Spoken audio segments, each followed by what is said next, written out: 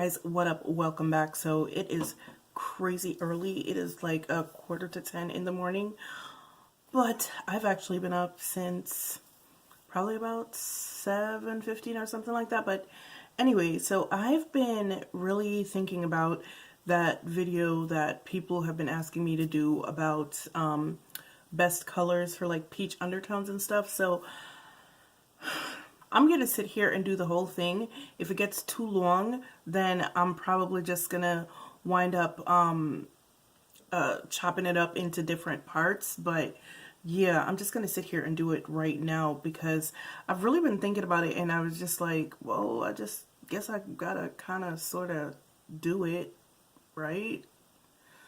Right. I'm so confused. It's too damn early. Anyway, like I said in the last video, quite a few people keep asking me to do a best colors for peach undertones type video, and I've been meaning to do it, but like I said, I had to go through all of my stuff to kind of figure out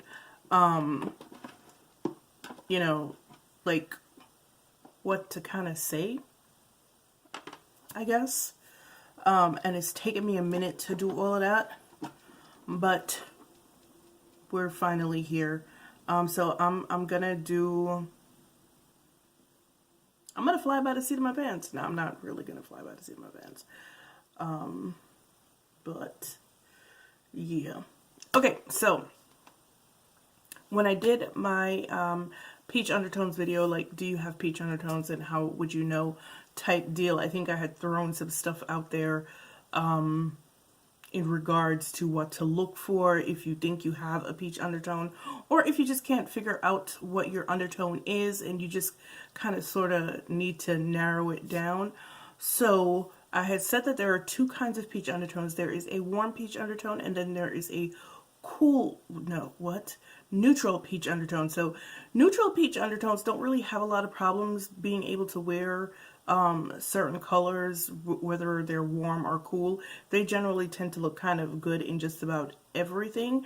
But a warm peach undertone can be a little bit tricky, especially because most of the things that are going to look good on you are going to be cool tone items, even though technically you are a warm tone, which is kind of blows the mind.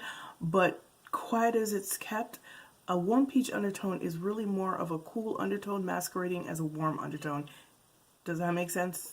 Probably not, because when I kind of figured it out, it didn't really make a whole lot of sense to me.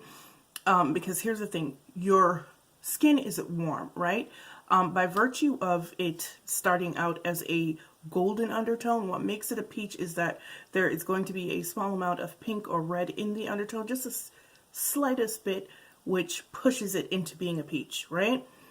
Now, your foundation definitely has to either be warm undertone or peach undertone. Anything else is going to make you look ashy, as you guys have been able to tell from, the foundation videos that I've done. Warm undertones, or not warm undertones, sorry, neutral undertones make me look gray or just make my skin look very lifeless, and cool undertones just look weird. Alright, so I figure I would start off with blushes today, and I kind of messed up my own rule today because I have on a pink blush that I really shouldn't be wearing because it's warm tone.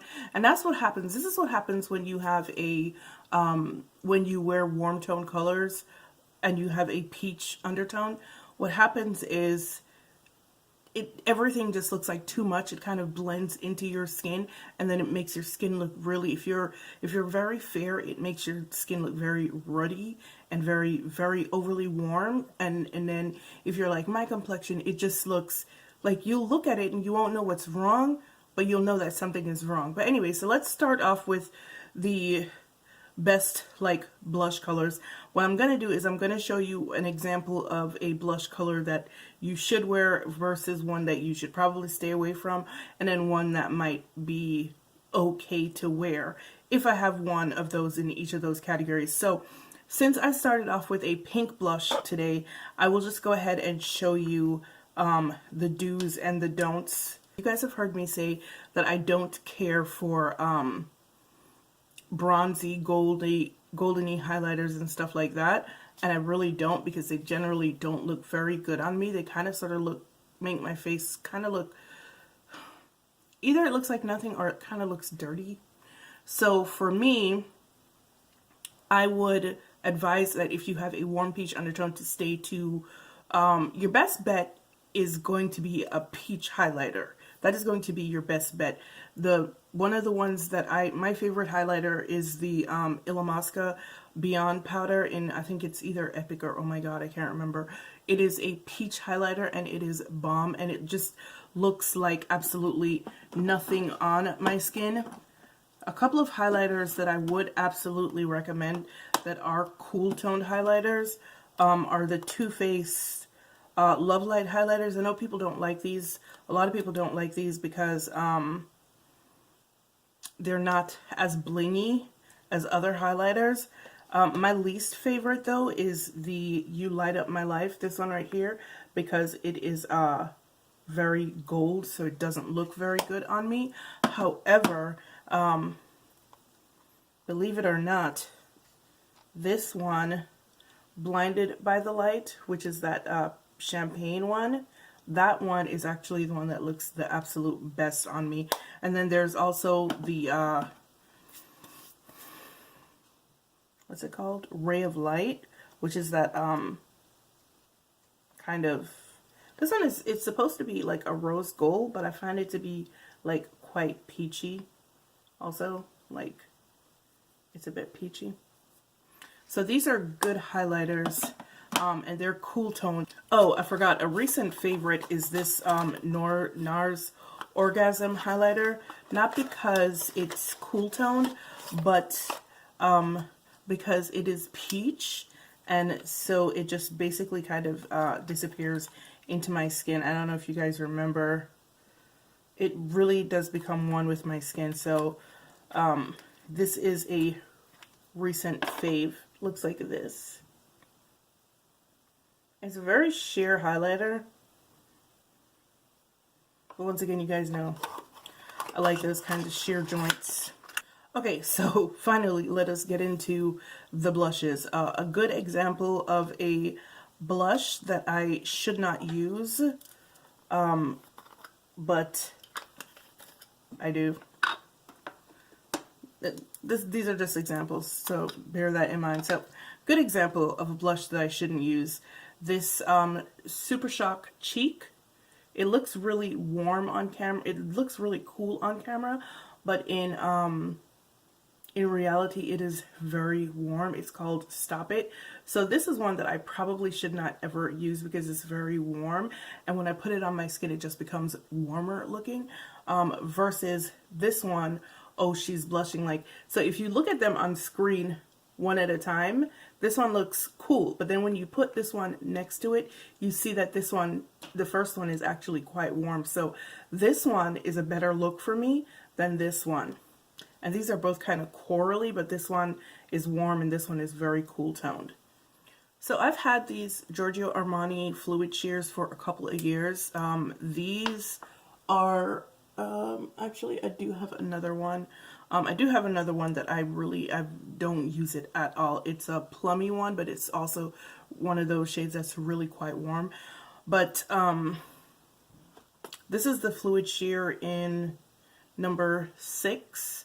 And I know it probably looks really cool toned on camera, but it's actually quite warm, versus the 300 Maestro Fluid Blush. And I'll give you a couple of swatches of those really quickly so that you can maybe see what I'm talking about, the difference in the tone. Okay, so I don't know if you can really see the difference in the tone. Maybe I might have to turn off my lights for you to be able to see it. But this one here, this one is the Fluid Sheer, and this one is the Maestro Blush in 300. This is not really good for someone with a peach undertone because it's really warm, and it's a corally shade. So what's going to happen is when you put this on your face, because it's so warm, it's just going to make the rest of your face, it's going to look very overwhelming. It's going to look like you have so much going on your face versus this one, which is more cool toned. Like, you'll still see the color and you'll still see the beauty of the blush, but it won't be overwhelming. It'll just be blush. And as a bonus, because of the orange color, it will look very natural on the skin as well. So as another example of an orange blush to use versus one to stay away from, so this is a Cargo blush in Laguna. Once again, very cool toned. You guys know this is one of my favorite orange blushes, versus Sephora colorful blush in Oh My Gosh. I do like this blush, and when I'm feeling adventurous, I will wear it, but yeah, that's the difference in color.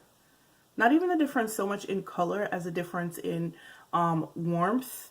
And so this is what the Sephora blush looks like.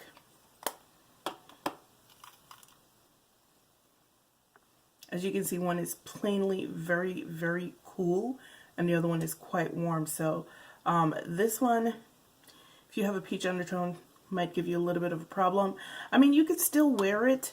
I do still wear it. I just kind of make allowances for, like, if I wear this, I would probably be very, very minimal. Like what I did today would be very, very minimal with the rest of what the rest of my face looks like. So as you can see, I wore a warm pink blush today, and I just did foundation and mascara. So yeah, that's the way to go if you insist on wearing a very warm blush. So I think you guys kind of get the idea by now, right? So if you have warm peach undertones, what you're looking at, what you should be looking at, is more cool toned blushes. So this is one of my favorite palettes. I barely use it though, because you have to use a very, very small brush to get in there. So you would look at this shade right here and you would think to yourself, oh my god, Cleo, that's going to be so bright. Except no, a blush like that comes off looking more like this on me, because what happens is when I put a very cool tone shade on my face and it looks weird in the pan to someone who doesn't have wait, what am I trying to say? I was trying to figure out what I'm trying to say here. So someone who is just, you know, regular old warm tone that can wear any warm tone shade will pick up a blush like this, right? And then they will put it on, and the same color that it is here is basically the same color that it is on their face. However, if they were to pick up this palette right here and use this blush, it would look probably very ashy on them, right? Right. Or it would look just weird. What happens is, because of my undertones and if you have warm peach undertones and you take this blush right here, this very, very cool tone shade right here, and even this one right here as well, because this one is quite cool toned as well. Actually, you know what? The whole palette is quite cool toned. But yeah, so when I take this blush right here and I put it on my face, it doesn't come out looking the way it looks in the pan. It comes out looking more like this. More good cool tone blushes, these incredible gel blushes. This is a cool move. This is a cool mauve, and then this is a cool hot pink. So unfortunately, when I put this on, it doesn't look this shade. It kind of becomes a much more tame shade when I put it on because of my undertones. Another good one that, I don't know, is this blush from Ilia. It's called Thrust. It is a very, very, very cool toned pink. It is so cool, it almost looks purple, but once I put it on my face, it turns pink. So yeah. Like I was saying, this is the easy part. The hard part is going to be, you know, talking about the shadows and stuff like that. But rule of thumb with blushes and stuff, like, and even with lip products, like maybe I'll do a lip product, like, let me know if you want to see that. But with blushes and stuff like that, blushes and highlighters, it is a pretty simple, rule. If it's cool toned, go for it. That's what you need to veer towards if you have warm peach undertones and you're looking for a blush. Don't be confused by the fact that you have warm undertones. You're going to look better in cooler tone blushes and highlighters. For highlighters, stay away from the golds. Stay away from like the bronzes. Do the icy pinks, the peaches. What else? Sometimes the champagnes. A champagne can be good because it's a cooler toned. A champagne is technically a cooler toned gold, so that should probably work really, really well. So yes, stay away from those. Rose golds are good too, but some of them can be quite warm. So I just swatch it. But the peaches, definitely. Especially if you're looking for something that's more natural looking. Peaches, rose gold looks very natural also. Stay away from the gold, stay away from the coppers, stay away from, yeah, golds and coppers, just don't. Generally speaking, don't. So the general rule of thumb is going to be for blushes and highlighters. If they're cool toned, they're probably safe for you to use.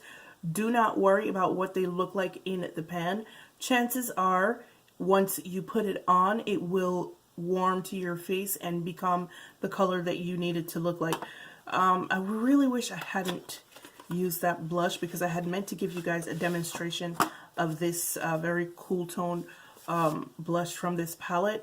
And now I really can't because, you know, but I'm going to try anyway just to see. So that's what it looks like.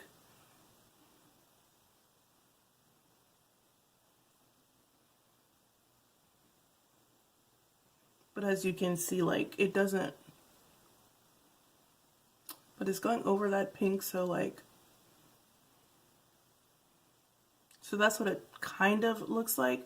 There's another color underneath it already, but as you can see, it doesn't look like it looked in the pan on me, if that makes sense. But anyway, so like I was saying, the general rule of thumb is it's not going to look the way it looks in the pan once you put it on your skin, because it will pretty much adapt to your skin instantly, and it'll become the color that you want it to be. So like you can see this, you can see this.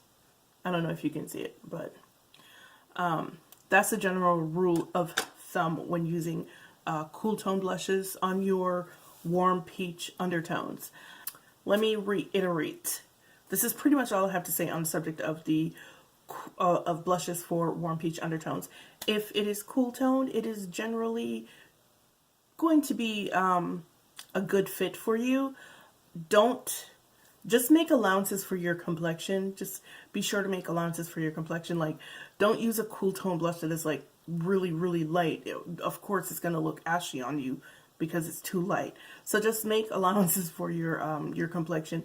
But a general rule of thumb is if it is cool toned, it will look really good on you.